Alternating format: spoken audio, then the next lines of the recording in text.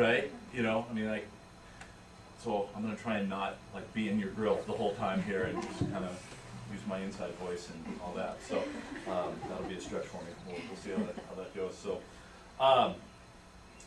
So I'm going to take you back. This is year 21 at BCS for me. The first 12 were exclusively classroom. So I taught, among other things, Bible and social studies, both of which lend themselves to lots of presentations. So in about 1995 or so, a little tech startup in Redmond dropped this little gift in our lab called PowerPoint. And so we can now do presentations on the computer. So we went to our one computer in the classroom, and we got a projector and this whole setup. And to fully appreciate the glory that was PowerPoint, you have to understand, and you may remember this from back in the day, what presentations were before. It typically involved awkward teenagers basically giving speeches, which most people hate, let alone teenagers. And so you get the shaky hand, the notes thing, and then they realize halfway through, I forgot that page and it's still in the printer, and what do I do, and that whole thing. And then if it was a group presentation, it was really the extrovert would do all the work, and the introverts would sit over and go, what he did. Or if you got really extravagant, you got a big piece of white butcher paper. And so the girls, if they were presenting, they would use the space nicely. They would write big enough to see. They'd finish early, and so then they would decorate it with smiley faces and flowers and all that. So then it just became a visual, distractibility factor. The boys would finish early, mostly because they were doing core work. And they would use about 10 to 15%, like in the upper left corner, and they would write small and illegibly. So basically, when they put their poster up, it'd be like, buffalo in the winter with a little bit of hieroglyphics.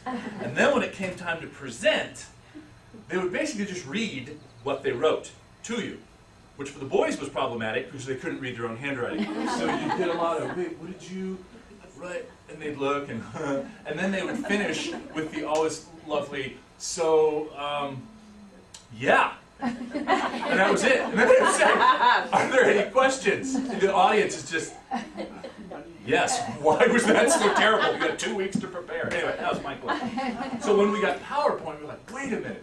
We've got graphics, and we've got sound and slides and transitions and color schemes. This is going to be fantastic. No. All right. So what we got was two things. You got a computerized version of the butcher paper presentation, and they're still reading to us. Or you got, wait, we have sounds and transitions and colors, and we could put pictures, and we could, let's do everything. And so they threw it all in there. And so I'll never forget, I was watching freshman boys, okay, do a presentation. It was in geography, so it was on country or of some sort. And I remember it was an 11-minute presentation. I had 4 minutes of actual content. And the rest of it were sound effects, slide transitions, needless pictures, and they had literally 5 minutes of credits, right? Now the students loved it. It was entertaining. I'm like, I have a dilemma here, because the kids really liked it, and it was better than white butcher paper, but you didn't really tell me much. Like there was a criteria here, and you went so heavy to the presentation side, you said a lot but didn't communicate much. Then there were others where it was like, let's take an entire Word document and just copy and paste it right onto this line. So now you're saying a lot, but also not communicating much because you can't read it. And you're just reading it to me, and I know how to read, so I'm bored and kind of insulted. And so I realized, okay, there's work to be done here. So I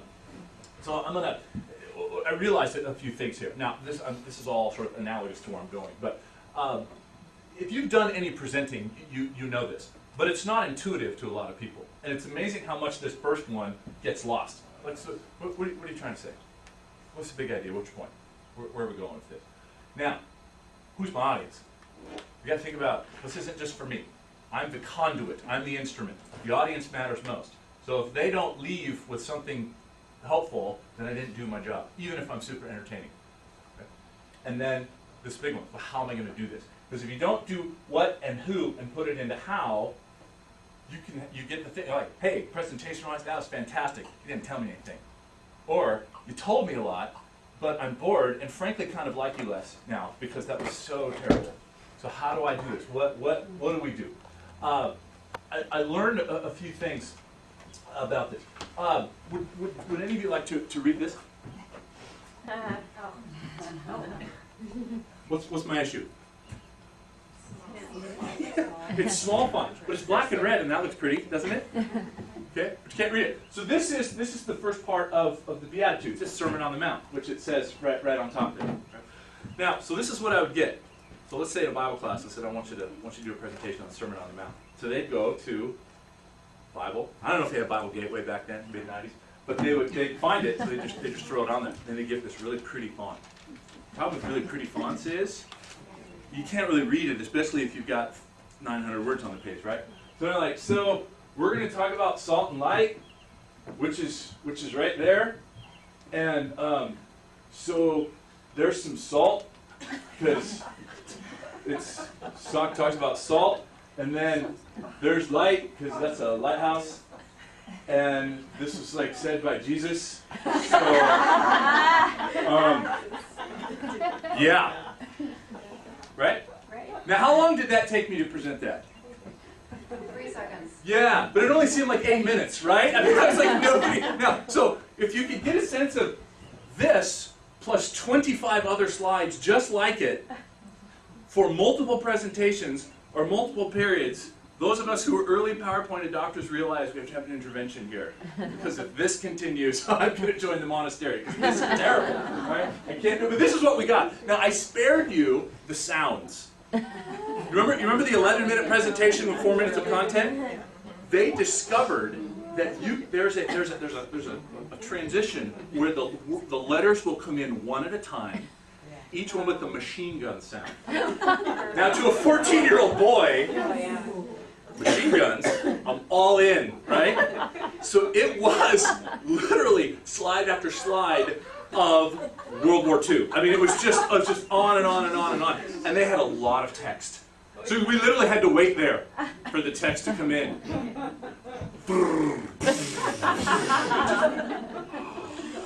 It was so bad. It was so bad. All right, so here's what I realized. There are some mistakes being made here.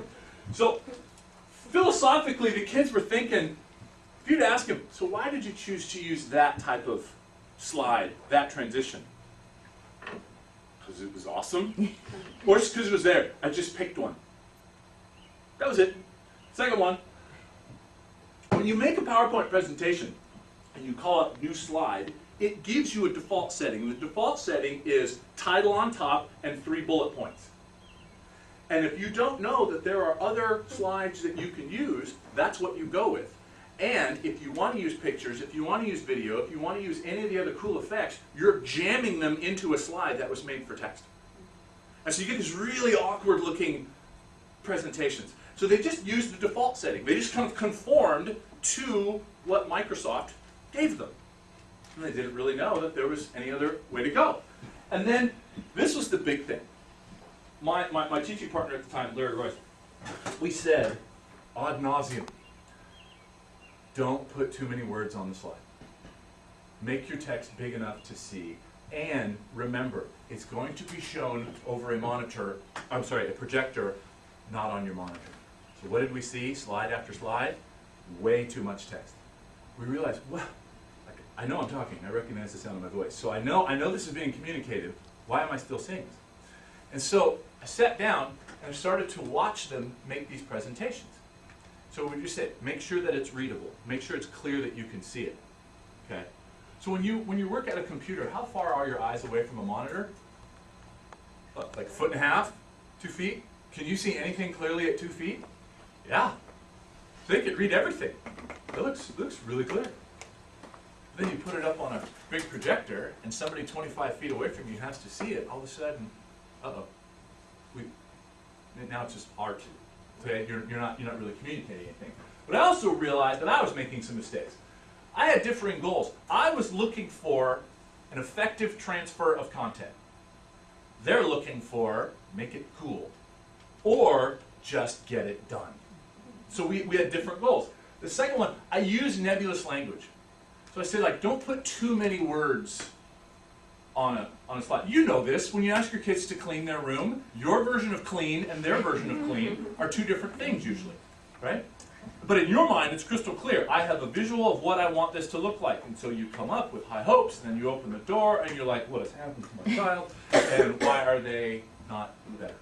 And so I would say things like, make sure your pictures are clear.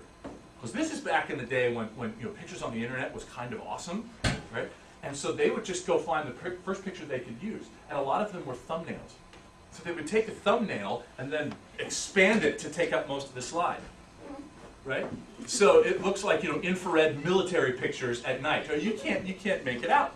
And then the last one, I realized, okay, I'm dealing with kids who don't do well with nuance. Right? These are 13, 14, 15-year-old kids. They need explicit instructions.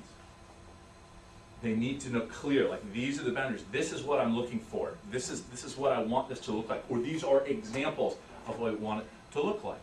But I was projecting my adult brain and expectations onto them, and this was this new tool. And frankly, none of us had this before, right? Remember, white paper, gross, okay, and a marker that was too, wimpy to finish the sentence. That was the issue. So I realized, okay, so this is what would happen. All right, I'm communicating. This is what I want. So you know where this is going. All right, it's a beautiful day. I really want you to go outside and play. You've said this to your kids before. How do they interpret that? Yeah, this.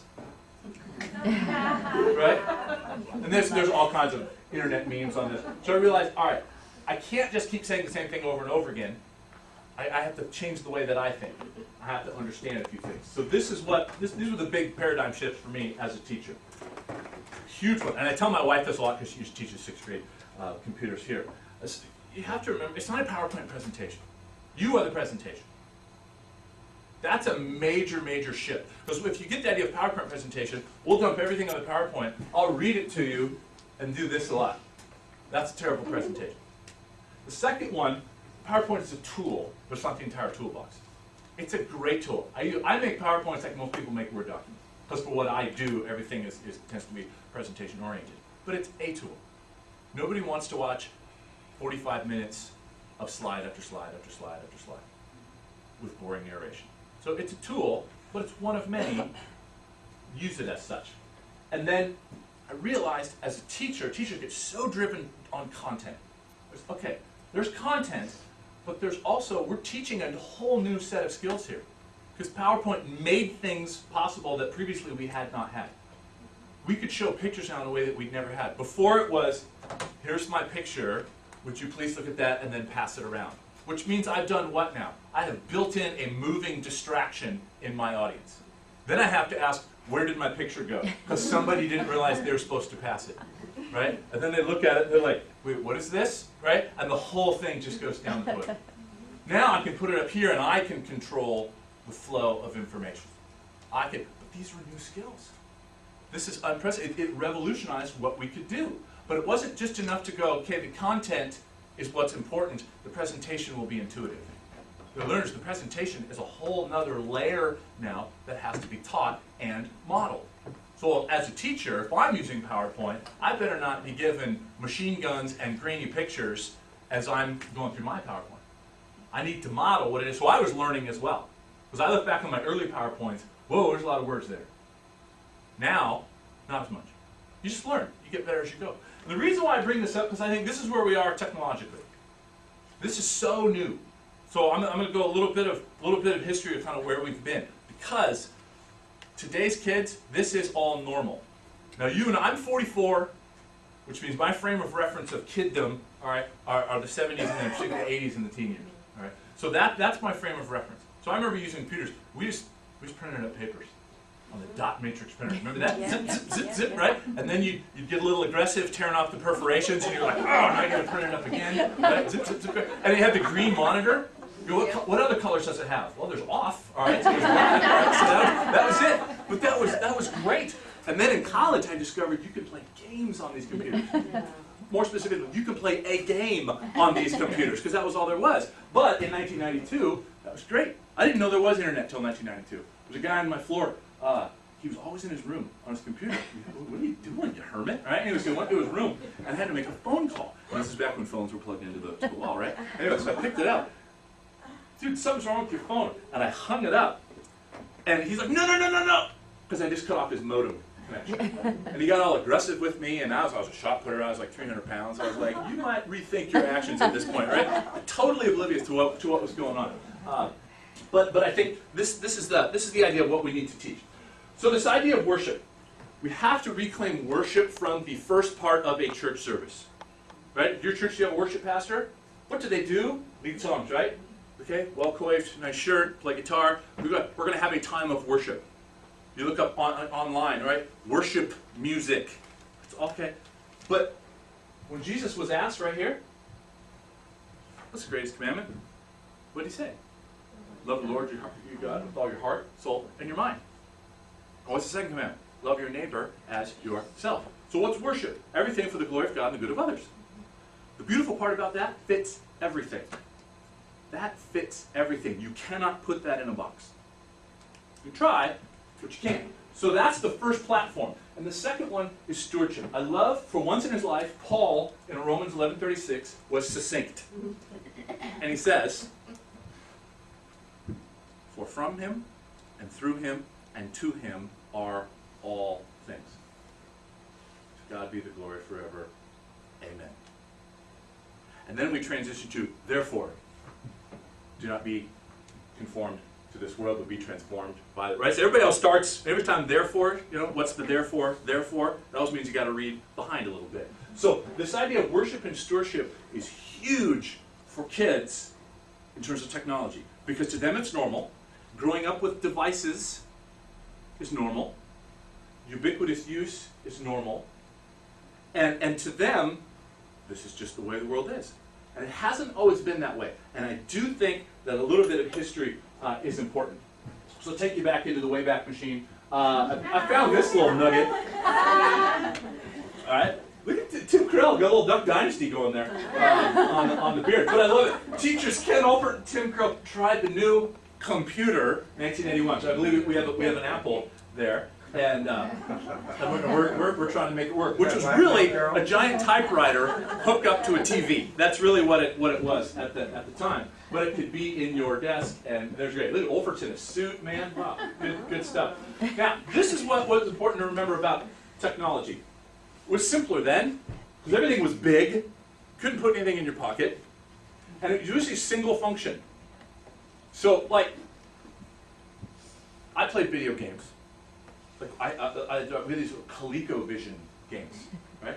And what it was a game. So you had like ColecoVision soccer, hockey, basketball. And really, it was just red lines that you moved back and forth. It was awesome, right? As long as the battery lasted, right? But that's all it did. It wasn't networked to anything. And even, like, it was the size of basically one of those big graphing calculators that we make our math kids buy in high school. I mean, that's what it was. And that was all it did. But it was beautiful. But everything was fixed, right? Remember the phone, right? Like, did you ever know those super duper long stretchy cords, right? You try to maximize that bad boy. You pull a little too hard, right, and it pops out. Then you got the cordless phone. Remember the days of the cordless phone? You're like out on the edge of your driveway. Can you hear me? Easy, right? Because you need to make a lot of calls from the edge of your driveway, right? You get a range on this thing, right? You're pulling up a giant shoe to your head. Anyways, it was terrific. And it was also utilitarian. Like I said, in high school, we just used computers for typing papers. That was all we needed. And frankly, that's all it was in college, too. There was one guy on my floor. I went to SPU, 1989, 94. One guy my junior year had his computer. And boy, come paper. I was a history major, so we wrote papers like nobody's business. I was always saying, hey, bud, can I make a reservation for your computer? Because I gotta type it up. Because I could go down to the computer lab, but it's far, and it's down the hill, and I'm lazy. Anyway, right, and that was it. That was all we had. So that was normal, which gave us a lot of boundaries and kind of a life otherwise. So I want you to watch something here. This is from, I realize I'm in presentation view here. So this will take you back. Again, if you're my age, take a look at this.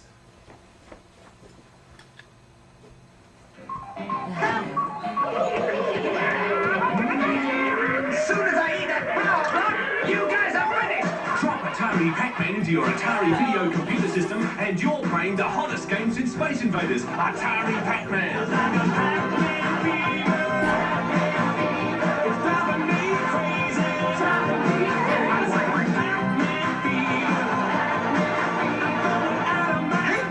Pac-Man by Atari. Did I take you back at all? Oh, yeah. Man. Oh, man.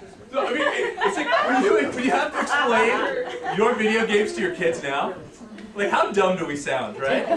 Like, so what was Pac-Man? Well, you're a mouth that eats pellets, some of which are magical and will give you temporary powers, right? I mean, that was really it. But there was nothing about Pac-Man that was realistic, either in concept or aesthetics.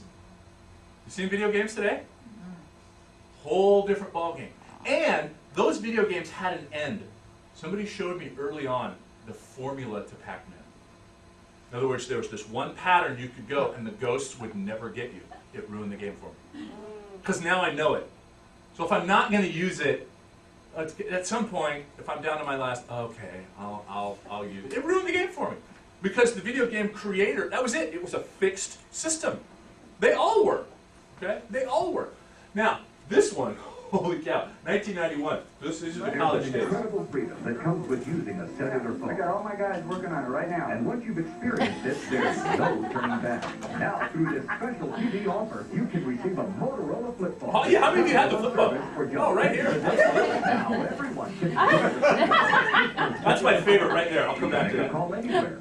Or get a call anytime. Stuck in traffic? Call and change that meeting before you're late. Yeah, John, let's change the meeting to 10. Change of plans? Call me if you need No problem with the flip phone. Can't remember those directions? Just give a call. Okay, right on Oak Street. It's that easy.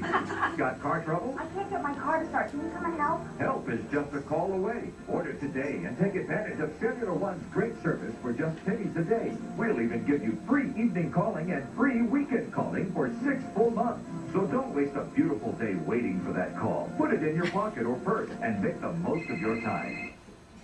Yeah. Remember that? Yeah. Now, what did that phone do? Made calls. What else did it do? Received calls. And there was a power button, right? So I'm turning that bad boy on and off, right? You know, we see you like pull it out, but not too aggressively, right? Because then you just, I always broke stuff, you know, because I was kind of a brute. So that, and my wife had that phone, it's a sweet leather case, right? I mean, they're charging, and then you ever had the friend who like asked to use your phone, and you're a little down on minutes there? You're like, oh, okay, like, we're friends and all, but I need this call, pretty short, pretty brief, long distance, right? Like number of minutes, that's going to get expensive. Okay, but there again, it was still a phone. It was still a phone. That's all it was. You could take it with you, provided you had service and enough minutes. But it was still just a phone, right? So again, single function, and it was frankly limited. Phones today, what's the thing you use it for the least? At least kids, like calling. You ever called a kid? You ever listen to their phone manners? We've had to teach that to our kids. What? No. Okay. You need to say goodbye. Like I need you to respond to me. Like are you there? Like you're killing me, kid, right? Like I know who raised you and they're good people. So give me something here. So take a look at some trends, kind of where we are now. And again, I show you a few of these things to say, look how far we've come and how quickly we've come. So a couple things. This guy, I don't know, interesting cat. We use a lot of Apple products in our house. There's a new book coming out on jobs. I've read the Walter Isaacson book, which is highly fascinating. I guess there's another one coming out that kind of presents a different side of jobs a little bit. But I want you to think about what Apple did really just in a decade, but really in the 2000s. Pretty amazing. So a couple of things here. Take a look. We take iTunes, iPods, and the idea of downloadable music for granted. Take a look at this. This will take you back, and this will even seem silly now compared to what we can do. This ain't the first time I told you out again. You spend all your time in a little cubicle.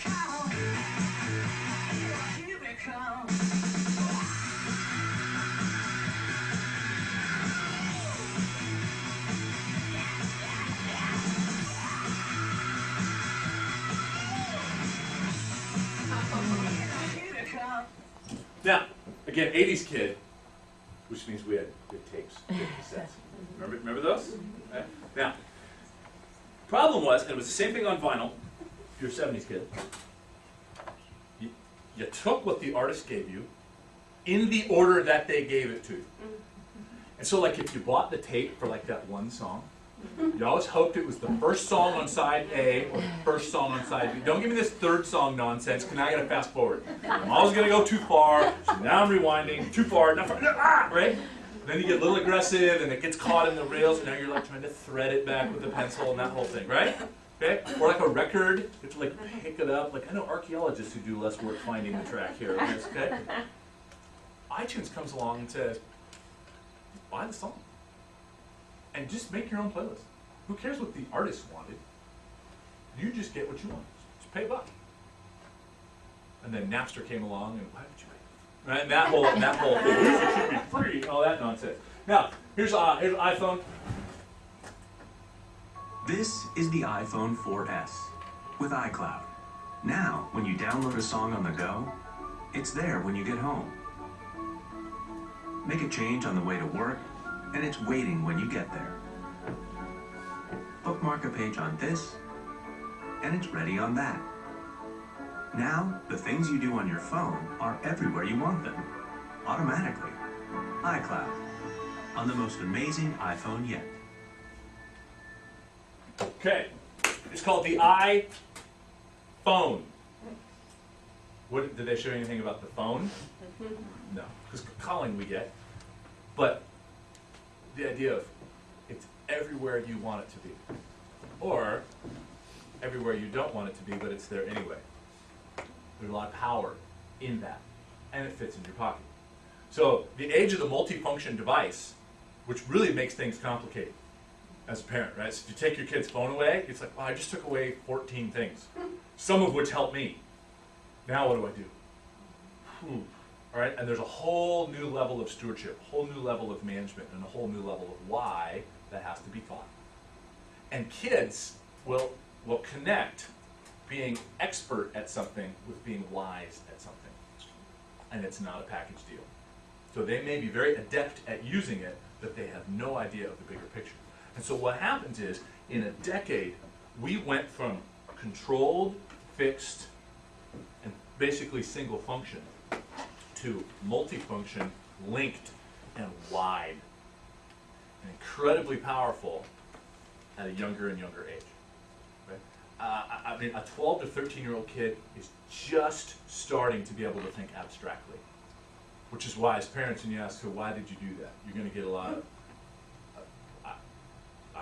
okay, 3 boys last Friday, 8th grade boys, within a half hour, I had 3 time and place conversations. So I walk into the PE hall and there's an 8th grader, and he's sitting like this. So I'm thinking, he either missed a quiz and they're going over the answers right now, or he was invited to leave the room. So I sat down next to him and I said, did you miss a quiz or something else? He's like, something else. I said, okay. And so he had a running commentary about a video they were watching. The teacher told him stop, which he assumed to amp it up. And so now he's out in the hall. So I said, just help me understand what was going through your head during this whole time. He goes, I really have no idea.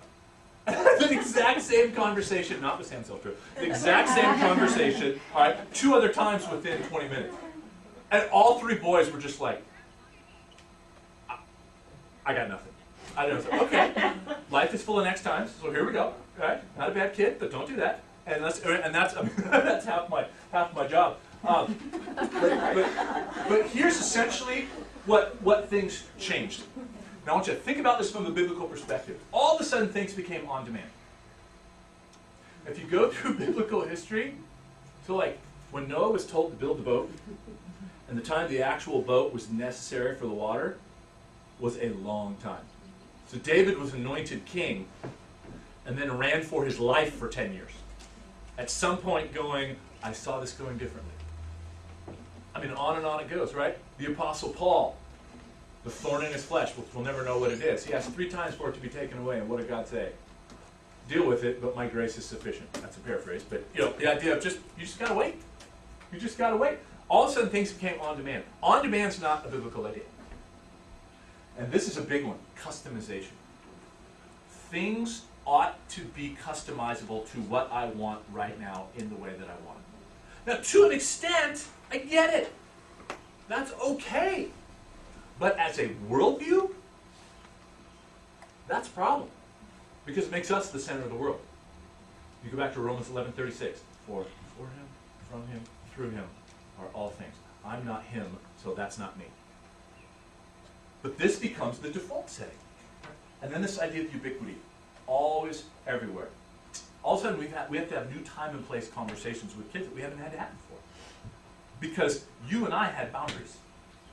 You and I grew up in a even if I wanted to, I couldn't. Things had limited range, right?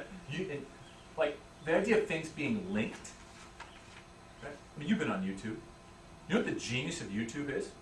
It's not video on the computer. It's that strip of other videos you might like, right? I mean, how much you've been sucked into that, right? I mean, Facebook, it's the same thing. Hey, we just go ahead and link everything. Just go ahead and link everything. Huh, how about that? How about that? Amazon, the same thing. You have what you're looking for. Other customers bought, right? Which is fantastic. All of a sudden, I'm on page 11 of just that, and I forgot the thing I was looking for originally, right? Fantastic. So, all of these things, though, and here again, remember talking about PowerPoint? Well, I just used the slide that came up. This is the cultural slide that comes up for kids. And so then it becomes an expectation. And then this idea of possessiveness. I remember one time, a couple years ago, we had, these kids would be juniors now, so they were 8th graders at the time. And we had them in Collins. And I forget what it was, but we had to tell them something really important, like a half hour. So I said, all right, kiddos, here's what I need. On the back tables, there are these bins. When I tell you, I want you to take your phone and put it back in the bin. Literally half of the kids recoiled. They turned away from me. And then one girl even said, it could have been subconscious. She's like, are you going to give them back?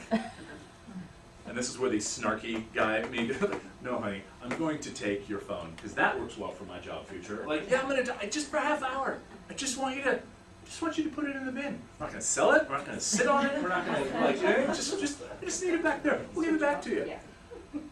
And they were kind of okay. And there were still a few kids who were they kind of faked it, with their wallet in there. So I'm hey, you can't call on that. So, I mean, it was this whole, but it was the idea of mine.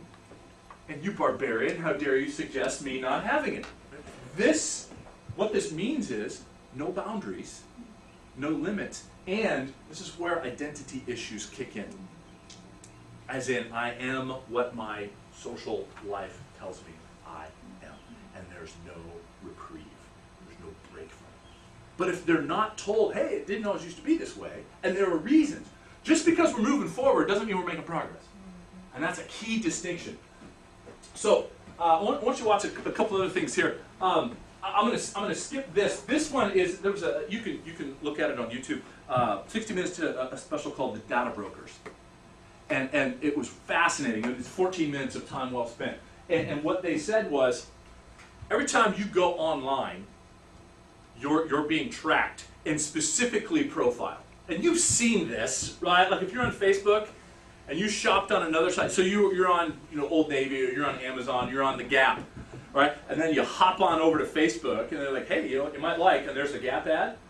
This occurred to me last summer because I bought these glasses through Warby Parker.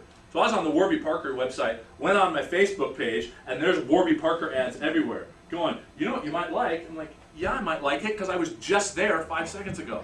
But that's how quickly the websites talk to each other. So what they show is how these companies are mining your data, and they are profiling you. And profiling you specifically. We look at sort of profiling and the World Wide Web, and it's big and so on. No, it's pretty much they know who you are. And they sell that information. And you go on any given site, and there are 15, 20, 25, 30, 50 data mining sites pulling data from you. And most people offer up their information freely. They're not having to pound on your door and intimidate you. They'll just, hey, fill out this survey. Take this quiz. Do this. That's how they get your data. And you're just giving it to them. So this is one I want to show you here. Does anybody know what that logo is on the bottom right? Anybody know? Steve Kennedy. Because I saw your chapel presentation on Yik Yak, right? That is correct. It's called Yik Yak. Does anybody know what Yik Yak is?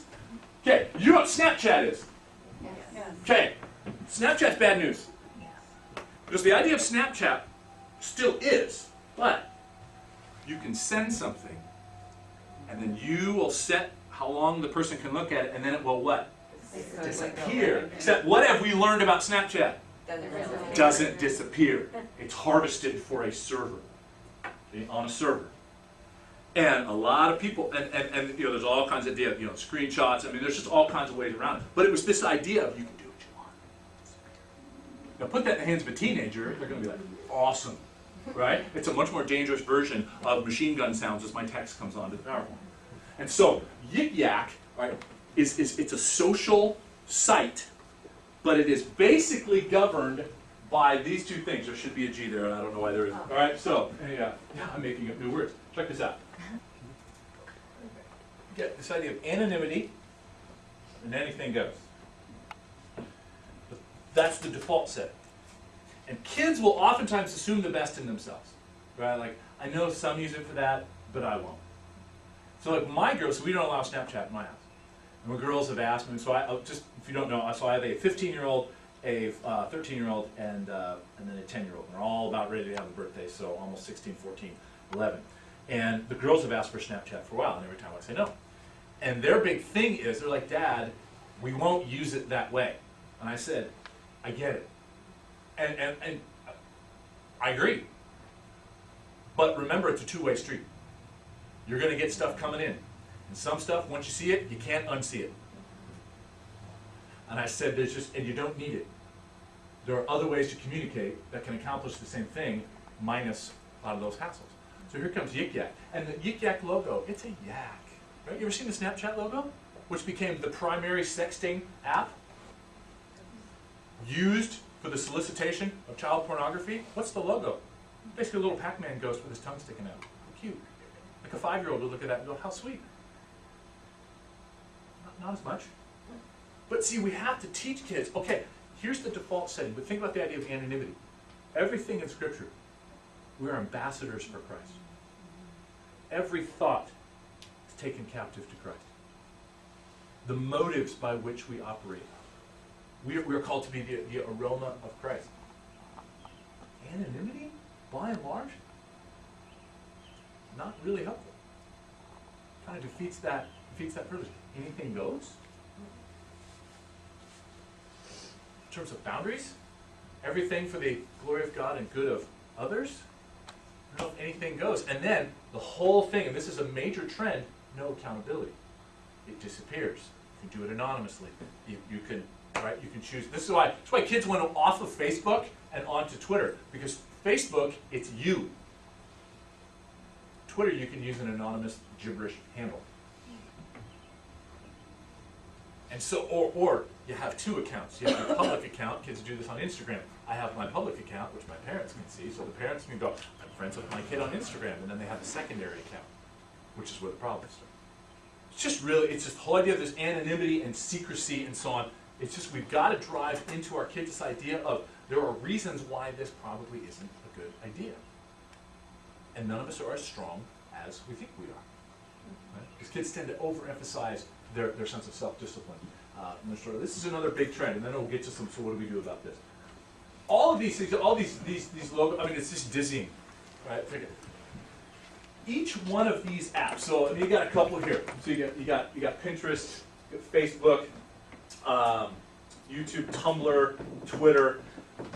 All of these have their own culture, their own sense of what's permitted, what's not permitted, what's valuable, what's not valuable, what's glorified, what's punished. There's a situational ethic to all of these. So what happens is the kids then will use all of these, and so then they have, well, this is sort of my Twitter personality, and this is my Facebook personality, this is my whatever you want to call it. And so this is where, and kids, it's harder now, because, well, again, parents have taken over Facebook, right? Facebook for kids is you know, not a big deal. Because now it's soccer moms and grandmas and ads. I mean, that's a lot of what it is. It is great. But the kids are like, I want to go on Twitter, I want to go on Instagram, and a lot of things have become chat. I mean, Instagram started out as pictures. Now it's a chat format. You put the picture and then you talk about it a bunch. Then you actually have other conversations.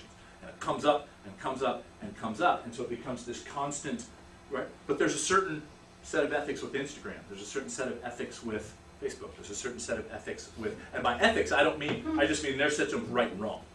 And so what happens is you get this really disconnected sense of self. And so, well, when I'm on Twitter, because Twitter is all about being edgy and clever in real time. That's how you gain a status on Twitter, which means thinking about it, and thinking about it, should I, is less important than you gotta be timely, you gotta be quick, you gotta be clever, and you gotta throw in clever hashtags. And you better do it quickly. It's just given to impulsivity. And then if somebody posts a picture on Instagram, it's quick to either praise, or be funny, or, depending on what you think and so on, put it down, one up, on and on it goes. So here's the future. We talked about boundaries. Everything's going to the cloud. Everything's stored. Everything's big. Everything's everywhere. So we have anonymity. Anything goes. Everything's everywhere. And then let's wear it. Let's just wear it. Right? Now I wear a watch primarily for fashion purposes. I own 4 watches and I match it depending on the outfit I'm wearing. But if I'm gonna know what time it is, for the record, this time is set. I know that was a level of nerddom that I normally don't reveal, but right. But I still pull out my phone and I'll catch myself like my wrist is right here and I'll pull this out and do that. Right? I mean, it's just a habit, right? But this idea of wearable technology and then where are things going now? Implantable technology. Now again, are there some benefits to that? Yeah. Where's that line? Where's the line between just because we can doesn't mean that we should. Just because we're moving forward doesn't mean we're making progress. It's really tricky, and it's moving quickly. So a couple things here as we wrap up this part, and then we'll get to the what do we do. These are concerns that I have as a parent. So I'll put my parent hat on here. This is really hard, and it's going to be different for different kids. For my 10-year-old, it's mainly just a matter of how much time. The kid could just play video games on his tablet all day long. So we'll draw, and it gets hard because he also has books. He's got books on his tablet, which are great. But I could be reading books or playing Clash of Clans. Right? Clash of Clans is probably going to win most of the time. For my 8th grader, it's also time and social boundaries. She's very popular. Her phone is just dinging and buzzing all the time. And we have never caught her doing anything inappropriate. But it's just like, you know what, sweetheart? I know that you think that you can do your homework and FaceTime your friend at the same time, but no, not effectively. And then when I say research says that multitasking makes you dumber, they didn't like that. Right? Like, hey, talk to the researchers. For my oldest, it's content. She just looks at things that I'm going, I don't love that. But I'm trying to teach her why rather than just saying no. Because she's almost 16. I'm trying to help her develop a biblical filter to go, I know that I could, but I shouldn't. And I'm living that myself. Right? Like here's another thing that I can admit to a female audience, I still do, Pinterest. Pinterest is great. I'm a clothes guy, so like I buy outfits for my wife. I mean, it's just fantastic. I know, it's so fun. But I found porn on Pinterest, on the everything page. Now, as a dude, I can't do that, because once I know it's there, typically I just go to men's fashion, women's fashion. That's usually all I go to. But everything's right there. So, no Pinterest. I just can't. Same thing for Instagram. It's there. And once you know it's there, you're not going to forget. So, no Pinterest, no Instagram for me. Now, others can use it, no problem. But for me, that was so. My phone is pretty boring. No kid's going to look at my phone and go, wow! I'm like, yeah, it's pretty dull. But it's pretty dull because it needs to be dull. Because I have to draw boundaries. And as a 44-year-old in this technologically centered world, I have to make that call. Okay? The other one is process, again, on demand. How does God work through in our lives? It works through process. If we demonize process, not everything is product-oriented. Reflection. I find that I almost get this like ADHD. I have a hard time reading for extended periods of time now because I want to check out other things. And quick, this is why I don't spend a lot of time on my iPad. This is why I still buy real books, because real books aren't linked to anything. That's a big one for me. That's a big one for me. Reflection, authenticity, just this idea of the integrated self. Abstinence, just the idea of putting it away. One time I got really frustrated with my kids, just the amount of time they're on their devices, so I took them away for a whole Saturday. It was a great Saturday. They interacted more. It was great. Now again, it's one of those, I'm not going to do that all the time. And part of it is I got to measure what am I modeling. I can't tell them to get off it, because you're making it hard for me to check out Pinterest. Right? I mean, I have to model it myself. And then there's this idea of submission. If you have a customized, on-demand, ubiquitous culture, I'm at the center. And so part of why we have boundaries is we say, you know what? For the greater good, I'm not going to. And this idea of, in faith, what do? We submit ourselves to the will of God. And part of the Christian idea is no. Can I? No. But why do we tell our kids no? Because we're trying to be mean? No, because it's best for them. We've got to do that for ourselves. All right, so what do we do? I'll leave you with this, and then you guys can talk about this as we go. So I'll run through this, just trying to clarify anything. Again, kids think tech is normal. All the things we just talked about are normal. They're not. In the beginning, God. So technology is God's idea. He is not huddling with Jesus and the Holy Spirit. Well, what are we doing with the phones, all right? But we've got to communicate to our kids that this hasn't always been the case. And in the beginning, God, which means that, like everything else, these are good things. But they're not everything. And they're not intended to be everything. And they make lousy gods. They make lousy idols. Your phone is not who you are. And it really is phones. It's more than anything else. This idea for worship, again, we have to reclaim it from kind of our view of what we sing before some dude talks. It's really the foundation and filter. Meaning, when I use this, whatever it is, am I doing it for the glory of God and good of others? And am I doing it in a way that takes care of it? And, because things are so social, am I taking care of other people? This becomes the problem of PowerPoint where, yeah, the monitor is a foot and a half away. I can totally see it. It's very clear. But up on the projector, no, it's too much. Can't see it. Because what do? They type something real quick, and then they put it away. Out of sight, out of mind. Until the next ping comes, and then we go, out of sight, out of mind. And they don't think about it, and they get caught up in the mentality. Trash talking, putting each other down, one-upping each other, tearing others down to build myself up. And it's just part of the culture. It's part of video game culture. Huge, huge issue in video game culture. This idea of platform, I love this. Kids can do stuff now we just couldn't. So Steve talked about earlier, you watched this chapel that I put on. So when I got this spiritual life coordinator job a few years ago, I just thought, I just want to start taping our chapels and just putting them on YouTube. So I started a chapel channel. And it's been viewed like 9,000 times. Just start a little chapel, or just a little deal. And I don't really publicize them much, it's just out there. I might send it here and there. But that's just taking our little once-a-week chapel for high school and junior high and expanding it. It's been watched internationally. I mean, it's pretty cool. You go through all the analytics as you do it. That's powerful.